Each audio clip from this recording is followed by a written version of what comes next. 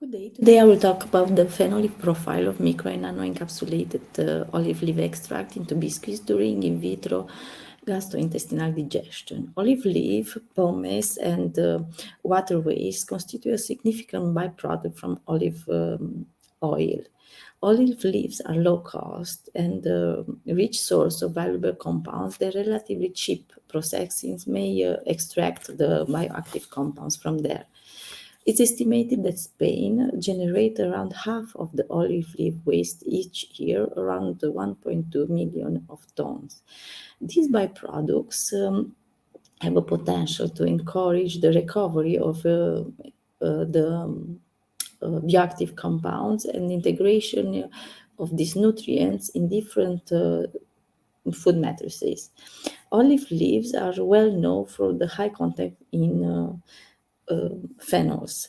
From technological functional perspective, incorporating of the olive leaf extract into food matrices is a challenge due to the fact that they have a herbal aroma, a bitter taste, and an astringent one. Also, the chemical instability of phenol through technical procedure like acidity, high temperature, heat, like oxidation, moisture, and their bioavailability may negatively impact them, leading to lower absorption. To accomplish these claims, the literature proposes encapsulation as a promising technique. Various procedures, as a cross-linking gelation, freeze-drying, micro-emulsion, spray drying, and different nano formulation, have encapsulated bioactive core compounds with different polymers as wall material. On these methods, among these methods, spray drying and freeze drying have been most commonly preferred for their low cost, higher rate, industrial flexibility, and minimal thermal and oxidative degeneration.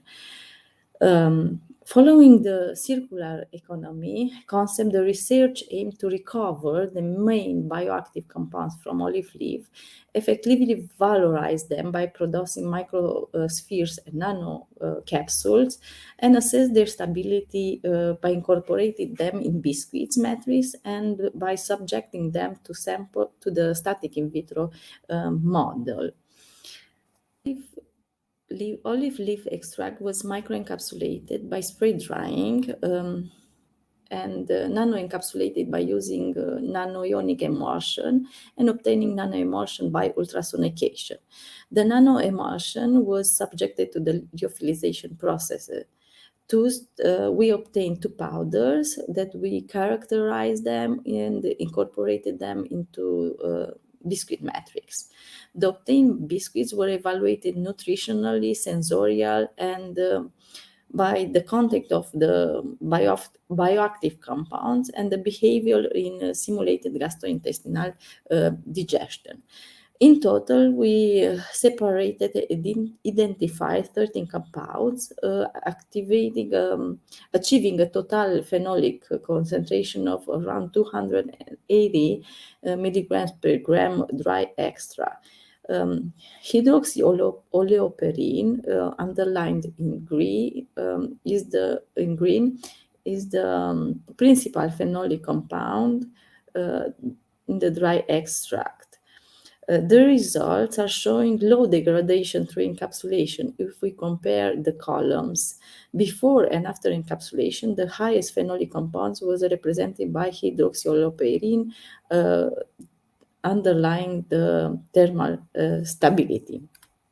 After drying processes, the obtained powder, micro and nano encapsulated, were examined using scanning and transmission electron microscopy. And by this determination, we wanted to see the morphology and the appearance of the particles. Most microspheres ranged between around 3 and 4 micrometers and have a spherical shape and a smooth surface. Moreover, its continuous surface may confirm the matrix material low permeability and good protection, as we saw in the previous slide and as we will see in the next ones. On the other hand, certain agglomeration of the particles can be observed. These agglomerations can be attributed to the feeding atomization pressure, which lead to a smaller dropper and particle formation. Regarding the transmission electron microscopy images of the nanoformulation, we can see that the size of the nanoparticles have around 300 nanometers and looks like a porous cake that was produced and formed during the freeze drying as the ice sublimation, as a result of the ice sublimation. In the following slide,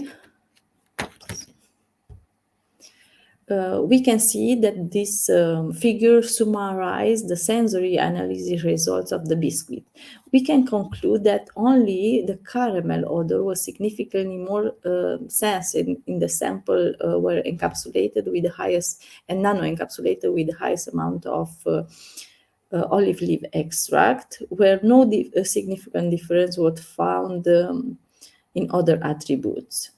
The addition of the extracts also affected some textural parameters of the biscuits. Specifically, the addition of the free extract increased the dryness, and the addition of the encapsulated extract increases the hardness of the biscuits. Chromatography confirmed the presence of all 13 biological compounds, identifying the dry extract in the enriched biscuit sample. The total phenolic content of the biscuits ranged between around 200 and 670 micrograms per gram. As expected, the lowest value was registered for the encapsulated with non-encapsulated extract, while the highest value were obtained where the biscuits, where the extract was micro-encapsulated. The drying method of the powder significantly impacted the protection of the phenolic compounds in the baking process.